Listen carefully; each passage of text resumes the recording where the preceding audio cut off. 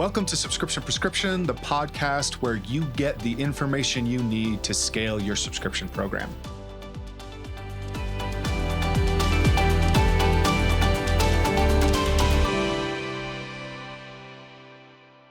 Welcome to another dose of Subscription Prescription. I'm your host, Matthew Holman, and today I'm honored to be joined by Chelsea Arvizu from Ripple Brands. Chelsea and I were connected recently through a mutual friend at Yachtpo, and I'm really excited to dive into this episode with you, Chelsea. Thank you for coming on. Of course. Thanks for having me.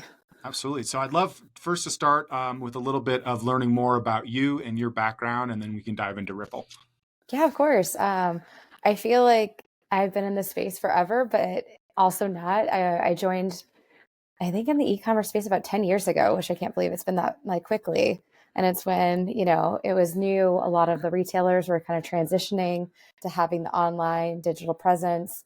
And a lot of the account managers just were to the brims and kind of passed it over to me. And I was in a sales marketing role, and I just fell in love. It's like one of those roles where you can have your cake and eat it too. I have the creative side of developing digital content, but you also have the satisfaction of being able to see the sales reports and get immediate responses from the consumers that you're dealing with every day. So, and the last 10 years, I've kind of weaved myself through a lot of startup companies, tend to stay on the smaller side because you get to wear many hats, do a lot of things, test the stuff out that sometimes you don't get to do in the larger ones. And I recently, well, I guess not recent anymore, 2.5 years ago, joined Ripple and really love the food and really love the space that they're in and what they're doing. Yeah, so tell me more about Ripple. I mean, I should say, as full disclosure for everyone here, I have ordered some of their product off of Amazon, and it's arriving later today. I am recently dairy-free for anyone who's not worried about TMI. So I'm really excited to try out that chocolate protein drink. But please tell me more about Ripple. Yeah, so Ripple originally started with two of our, inventors. One of it is Adam Lowry from Method, and they created this product using peas, which is a in-between crop. So really sustainable, doesn't need a lot of water, really gives a lot of pack of protein. Mm-hmm. There's kind of been that concern about soy. So this is one of the only replacements for milk that hits all your nutrients that milk provides you. And they started off in the refrigeration space and, a few years ago, transitioned to having a shelf-stable product. So we have some shakes, we have some of our milks, both in a larger size, smaller size. And so they brought me in to build out their digital e-com side of the business with that. That used to be just 2% of the business, which it's now bloomed to over 10% of the business in the last 2.5 years. Because that majority is on Amazon, is that right? Or is it through retail? So majority of it's on Amazon and our D2C business. But Amazon is definitely the behemoth. Absolutely. Okay, cool. So tell me more about the go-to-market strategy then. I mean, it's a product that people consume regularly, subscriptions. It's maybe not necessarily the most ideal of when people think of like a supplement, but it's a drink. It's something people take regularly. I'd love to hear more from you about the subscription strategy for Ripple.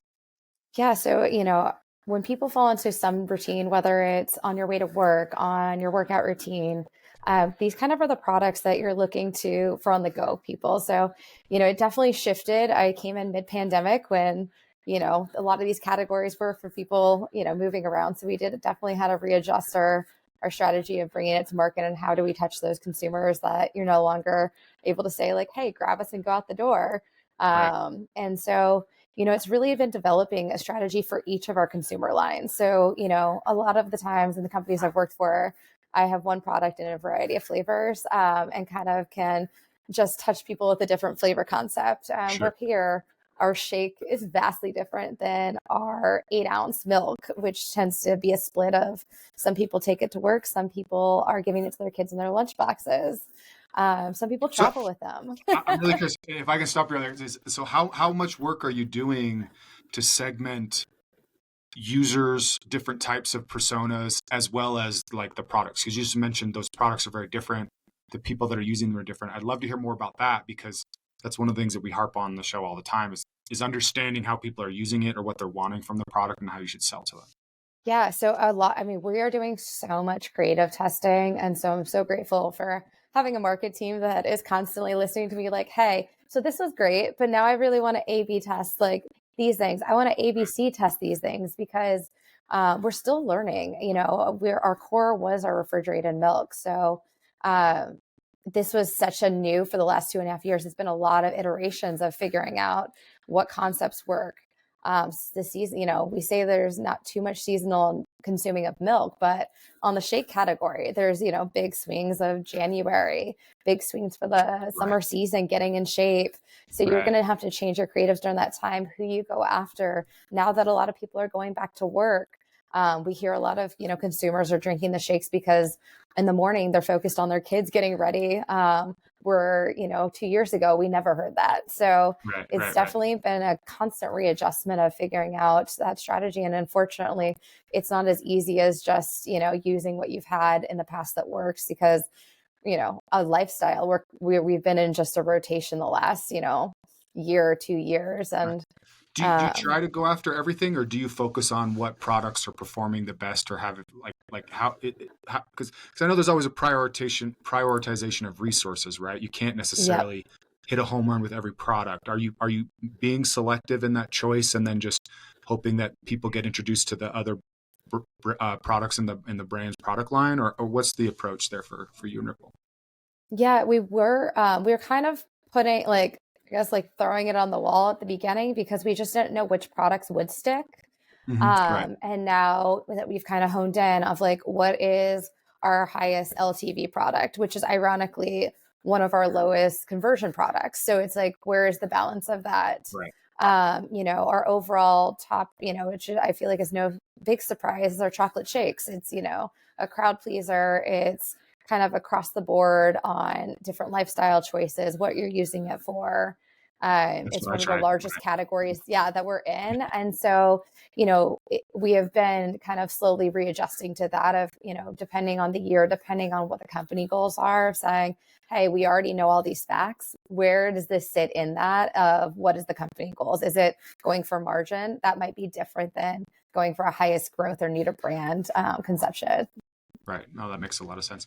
And I do think that sometimes I think it's one of the ironies of when you have a solo product, you don't have anything else you can test with it or test for bundling or other options. When you have a wider category, a wider product line, you then have the danger of missing the forest for the trees, or you're trying to sell everything so well. So that's interesting to hear from you. So I'm curious then, with on subscriptions, like what type of retention numbers are you seeing? Are you seeing like the classic, like really big first month drop off? Are you seeing that you get into a couple of you always are uncovering a cohort of people each month that are retaining really well in the product, or what does that kind of like retention look like for Ripple? Yeah, so we launched subscription less than a year ago.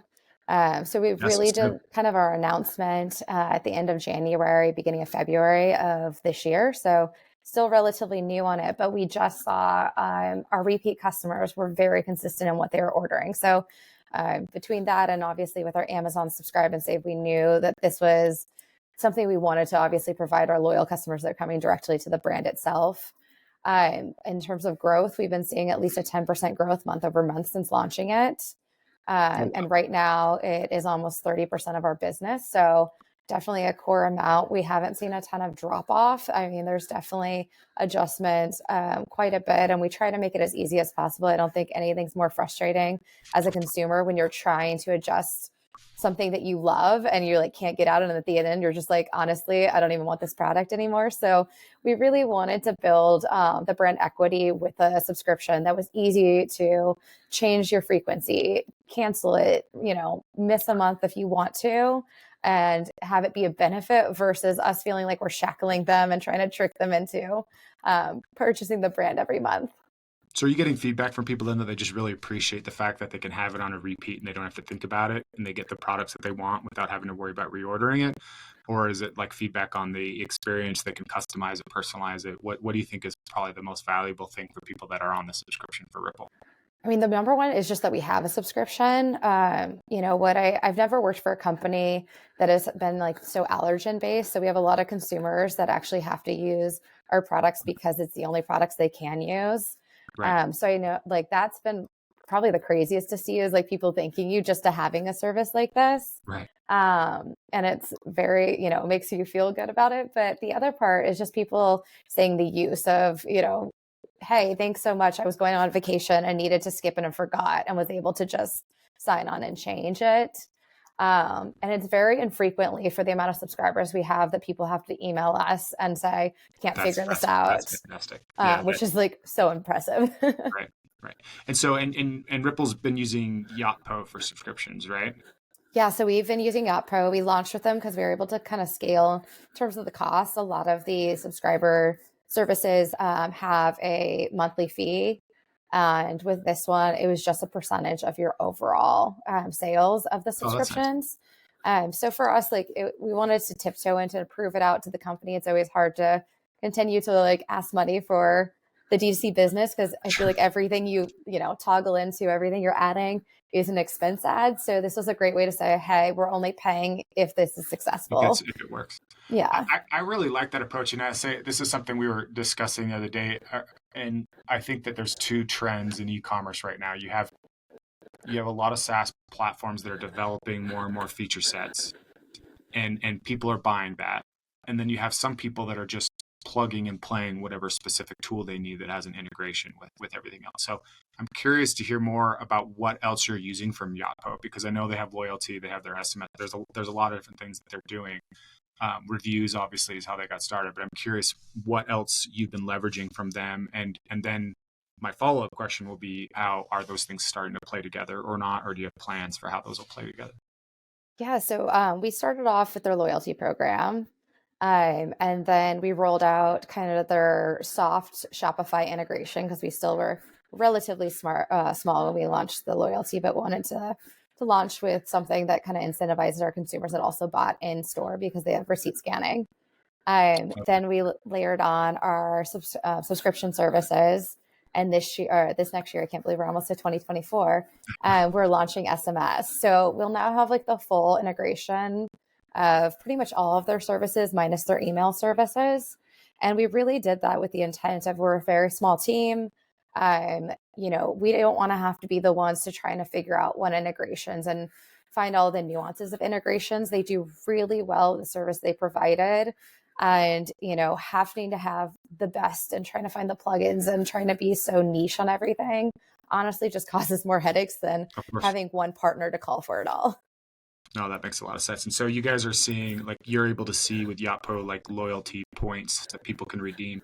Is that available in the subscription portal, or how does that like user experience work for people that are in the loyalty? What I should say, like, one of the things I've been digging a lot into this year is how membership and loyalty play together with subscriptions, because they kind of do, but they kind of aren't. There's not a lot of great use cases.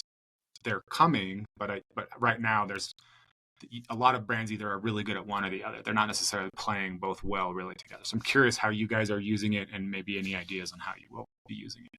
Yeah, I mean, it's been a really good use of being able to toggle between it, right? Incentivizing our loyalty members with points by reviewing our products.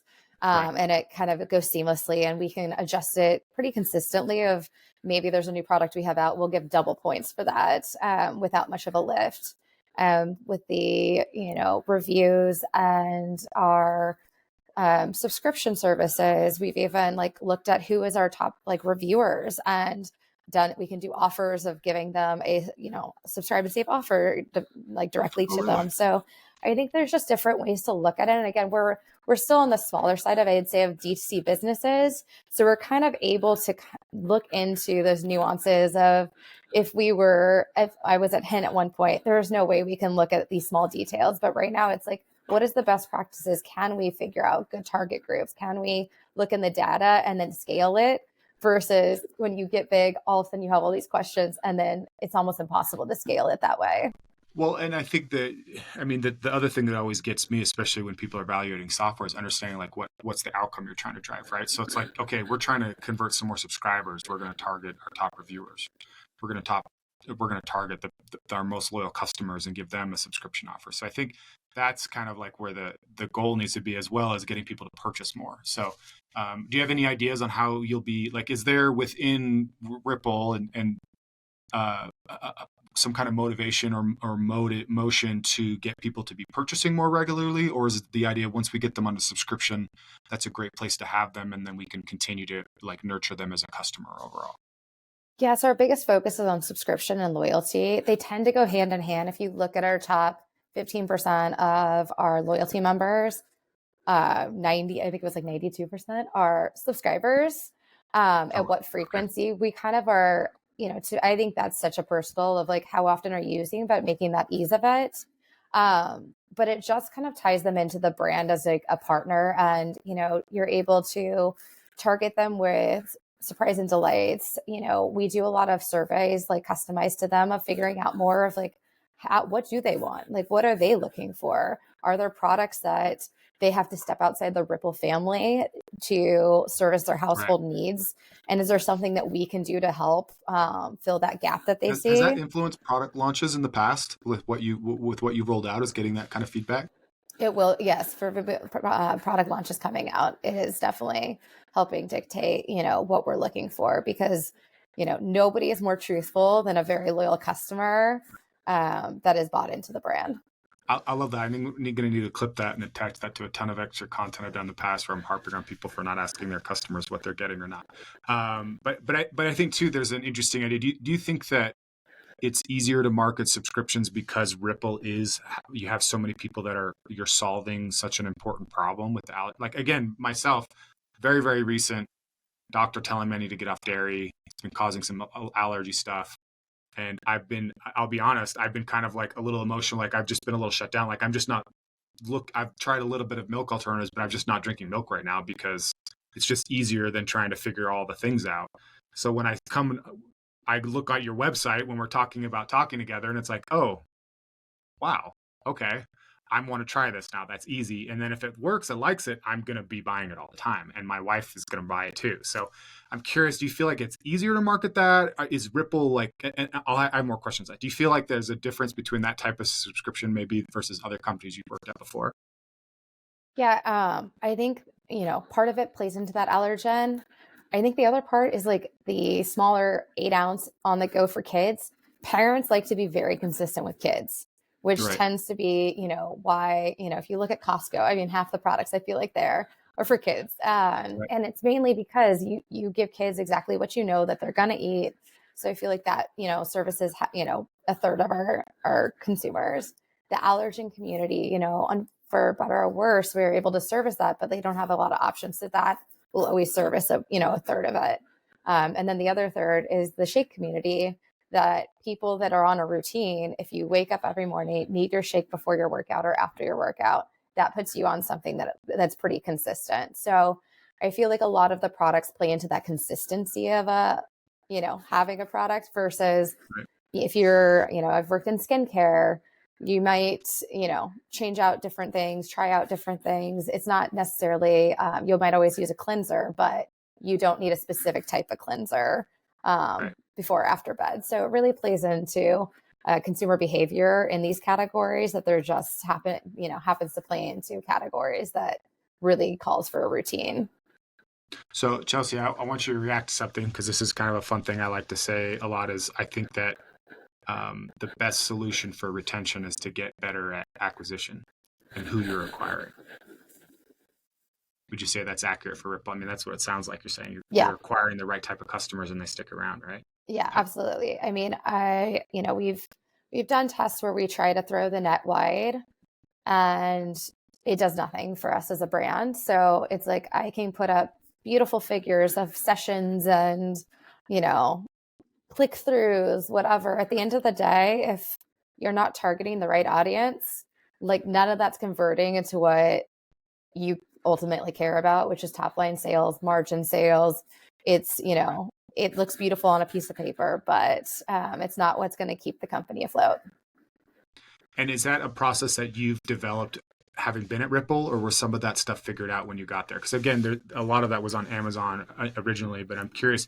And if you were involved, how are some of the ways that you've uncovered that? Because I think that a lot of the brands that I talk to, even if they're in the 2, 3, $4 million revenue mark, are still like not quite dialed in on who they're going after or who they can most powerfully speak to, and so that they're still trying to figure that out. So I'm curious if you have any insights on how you can start to narrow down.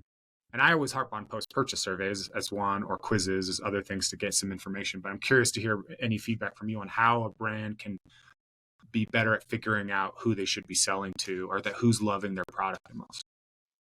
Yeah. So, I mean, it's really been a big project, but like with myself and the marketing team this year, we haven't really dabbled too much in the paid social, Google search world. And so, it's really been utilizing those learnings and actually having like really hard KPIs, like, and not hard meaning you can't achieve it, like they're set. If we're saying we want a 2 conversion rate, it's doesn't matter how much a campaign is tracking, getting traffic to the site. We're set and it drops it to a 1. We're saying not working. Like this is Interesting. below what we put our marker at. Like this is not going to work. We need to turn off the campaign and like reevaluate and rethink about it coming another way. And it's looking at, just because you're not getting the conversions, it's like if you're getting the click throughs, that means the campaign is obviously doing its part in attracting a consumer. All right, well, now let's look at how can we overlay maybe a prior campaign that had really good conversion rates with a really good campaign that is getting the click throughs and kind of continue to iterate that way. Okay, so I'm hearing from you hard KPIs, a lot of testing on the ad front, and then you mentioned earlier as well as testing content that goes hand in hand with campaigns and stuff too, right? Yep. All easier said than done. I know anybody listening is feeling like figuring that out, but I think that's really great advice. Having a hard goal that you're shooting for, because it is really, I think it's sometimes really easy in a within the subscription space. You might be converting tons of people that are then churning in month 1, which is also another problem, right? Like trying to create that whole funnel. So I know with Ripple, it's probably a lot easier to manage knowing you have the customers you're acquiring are the ones that are also loving the product and retaining. I'd be curious to hear if there are any ways that you remind people of value, or like say within like order notifications or the subscription portal or all those different touch points. Are there places or things that you're saying to remind somebody about convenience or the dairy free or like anything related to how the product is made or sourced or anything like that? We're getting a little bit better about that. So, on our website, we do try to, touch into that. I don't think we've done the best job of redoing our site right now. We have been building content though. So this last year, one of our social media account managers did an incredible job of coming up with like our brand tiers. What is our values? And we've been really working hard to implement those value props in every single piece that goes out. And if not, we're saying, why are we putting out this piece? It doesn't Right. hit on our core 3. And right now, these are the ones that we need to dial in on. And if it doesn't, put it on the back burner for later. But I think that's been such an important thing. And I think something that you don't think about is having a backlog of just content, because when you're testing a lot, you burn through it quite quickly, and then you're always chasing, from behind. So I think like one of the big things that I wish I could tell, my younger self is like, don't be too eager to start launching stuff. Wait till you have enough content to be testing and iterating and, learning and developing from that, versus one-off shoots, because you're just going to be constantly chasing your creative team to update, all of that. Right. So No, that makes that's a lot been a of big sense. learning. Cool. Well, you brought up the website. So for those of you listening, a fairly new feature, we did this with John Roman a couple weeks ago at BattleBox, is going through like pulling a website and letting me ask a few questions. Again, the whole purpose of this is because the world is full of gurus that are telling everybody how they should design their website. I've always felt a little sheepish trying to give people design tips, because sometimes I've seen sites that are horrible looking and they convert like crazy. So that's basically what we kind of want to do. So if you wouldn't mind doing a quick screen share, and we'll walk through Ripple sites, and again, just kind of see what we can learn. I'm sure that we'll come up with a few things that are really insightful for everyone.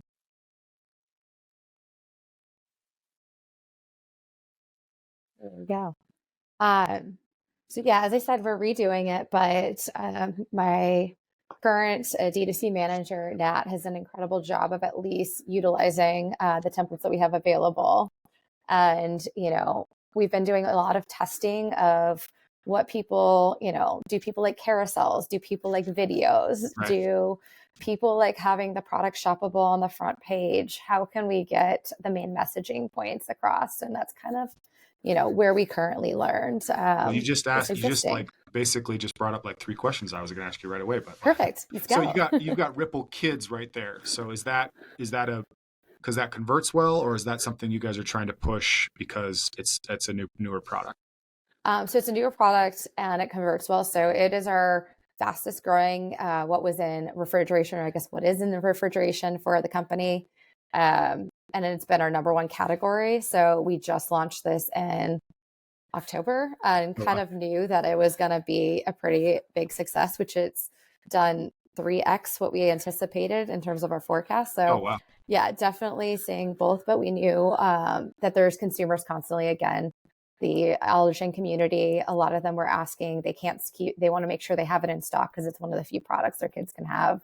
So we definitely wanted to make sure that if they missed our emails, they missed our social messaging, missed everything else and came to the site, that there was just something like in your face to let them know that it was available. Well, and again, you'd be shocked at how many brands don't put their most popular number one selling product or number one growing product as the hero image because you know people come to it, they see it. So I'm curious about all those like different the nut free, lactose free, gluten free, 100% vegan, soy free.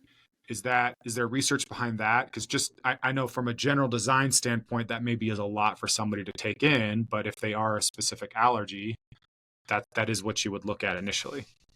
Yeah. So, yeah, as a lot of our consumers are get, I guess, referred to us from pediatricians, all of that, from the mom communities for their allergies. So we just want to upfront kind of cover whatever they might be looking at because that is such a top concern to them that we wanted something that's visually kind of hopefully easy enough to take in, but addresses all the main allergens, why they might be coming here and coming and buying the Ripple brand. Okay, that makes sense. And then if you scroll down just a little bit, is this homepage shoppable now? Or are they showing different products, or is that something that you're going to be launching when you were mentioning that? Yeah, so right now these are all, shoppable. These will go to the protein shakes page. So these are four different categories that we have as a brand. So you have our kids milk, our protein shakes, our on the go milks, and our 32-ounce milks. Okay. Okay, that makes sense. Would you mind picking one that has a subscription option that we could look at a Yeah. product page for?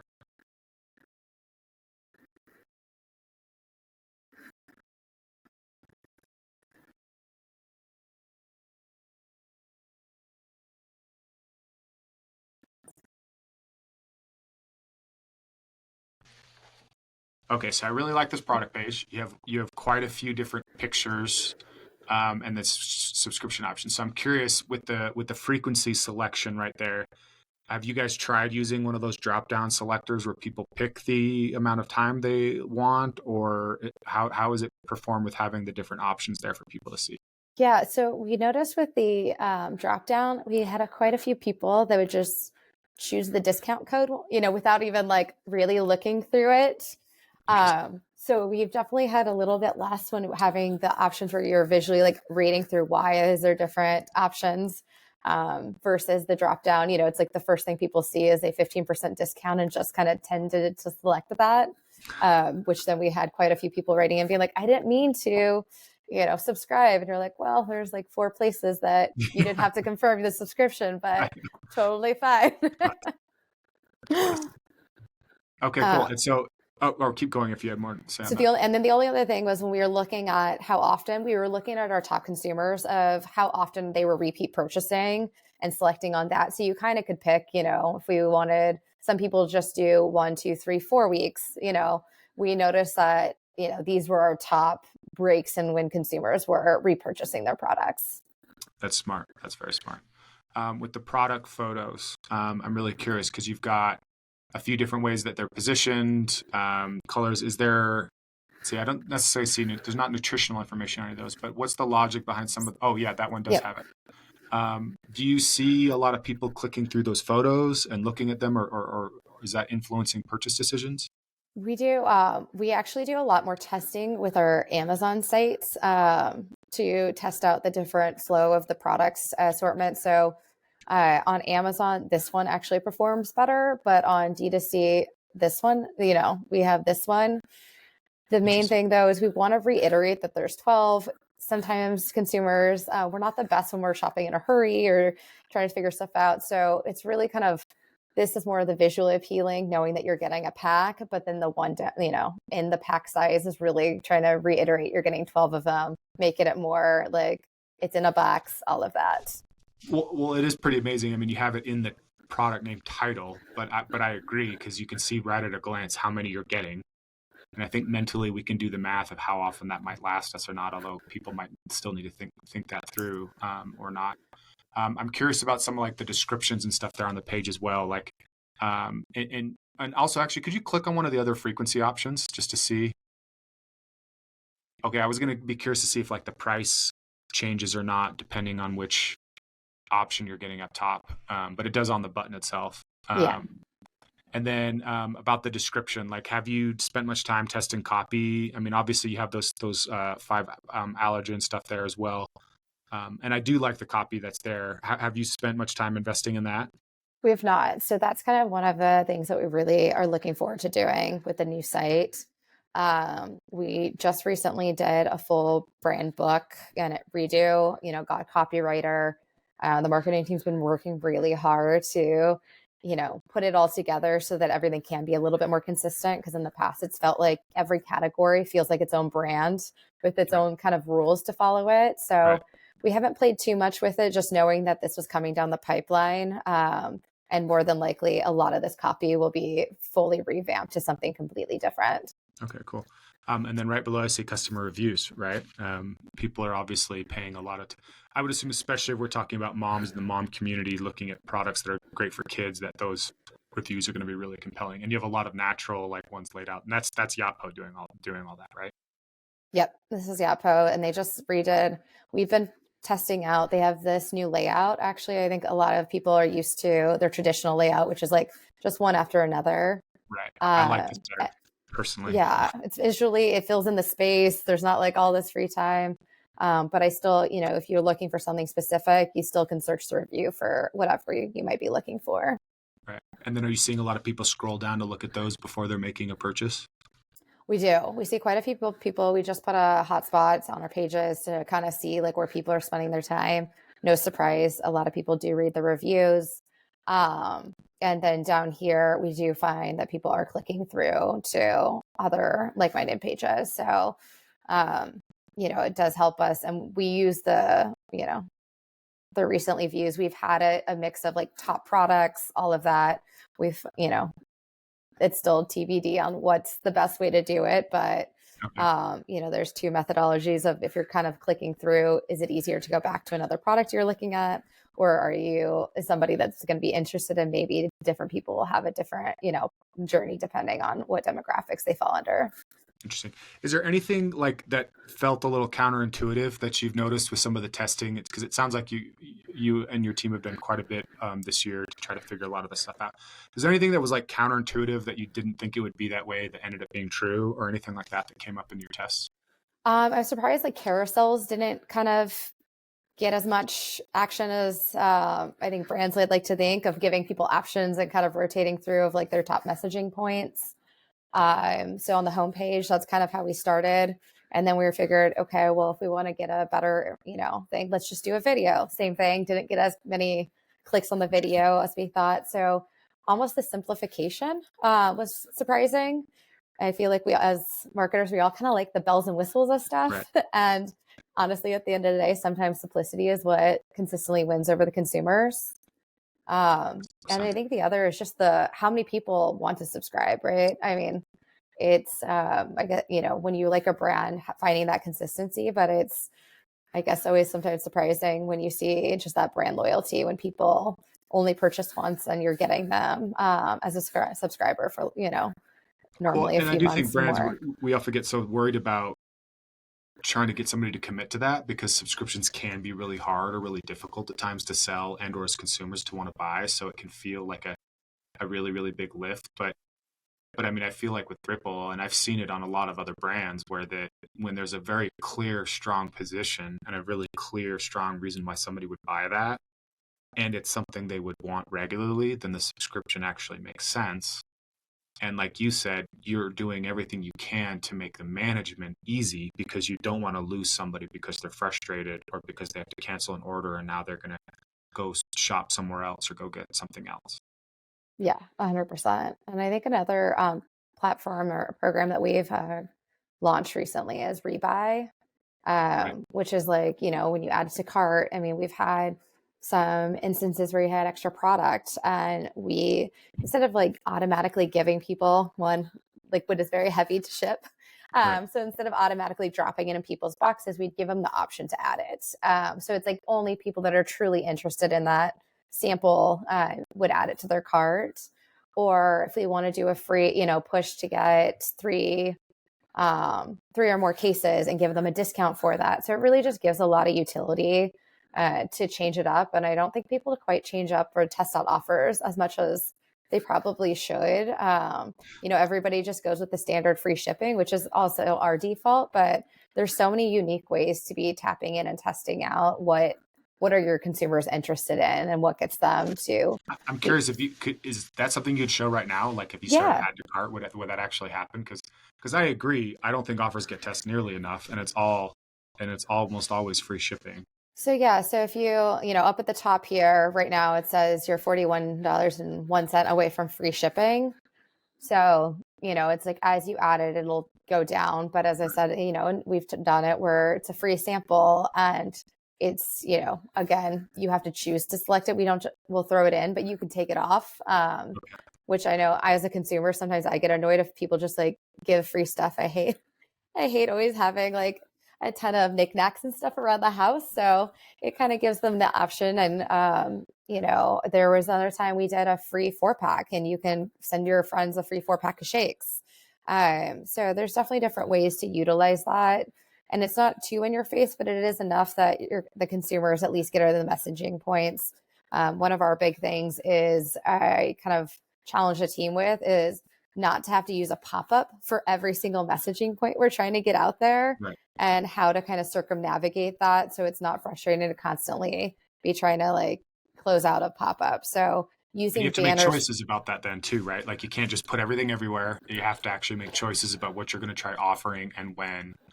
Are you doing anything on the confirmation page that's similar to this, or Not right now. So, we do have next year, we're in the middle of hopefully getting to a 3PL. And on that confirmation page, we are hoping to kind of add in of like, would you like to add an additional case at 25% off for, new products that we have launching next year? We're trying to get sample sizes of all our new products for right? next year that it'll be like, hey, click here if you'd like to add it, or click here if you'd like to get a coupon that you can redeem on your next purchase on Ripple. Yeah, I love that strategy. That's really great. Um, well, Chelsea, this has been really great. I'm trying to think through if there's anything else from either a retention or an acquisition side. I mean, again, I really love a lot of what you've been sharing here. You've got some really strong fundamentals from a subscription experience, demonstrating value, but also you kind of, when anybody talks offers, that's my love language. It's like that's the one thing I wish that more brands would do, even if it's just like creating a little booklet to include or something like that. Is there anything else from your side that you've seen work with Ripple or any other brand that you'd want to share for somebody trying to figure out how to grow a subscription business? Cross branding. I think that's one thing that, I've seen a few brands do, but not as much as we probably all should. We all go to the same conferences. We, Right. have such easy access to data points and stuff like that. And, when you see a really well executed cross brand initiative that's saying either they're already packaging the product or they're kind of sending a co-branded email. I think that not only is it kind of endearing as a consumer to get something like that you're like, oh, how did they know I also like XYZ?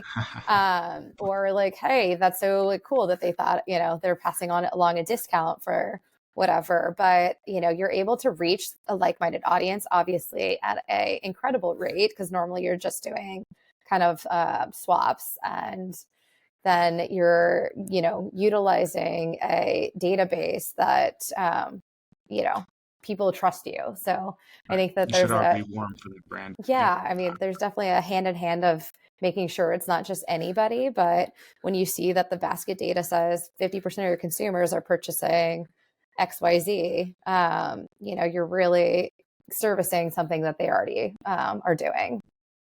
Well, that makes a lot of sense. And that's actually a really great way to testing other offers, right? Is being able to come up with a coupon code that you can offer to people to try this or try this together, even if they're on separate sites. So I really like that. Well, great. Thank you again for joining. For those of you listening, please, if you have a moment, check out Ripple Foods, especially if you know anybody who's a shake person or definitely like me, looking at getting away from some allergens that are in milk and other products. Thank you again, Chelsea. I really appreciate you coming on the show. Thanks for having And me. thank you, everybody, for tuning in. Please stay tuned for next week's dose. We'll see you all on Tuesday. That's it for today. Thank you for tuning in. Please subscribe so that you can get notified when new episodes come out each week on Tuesdays.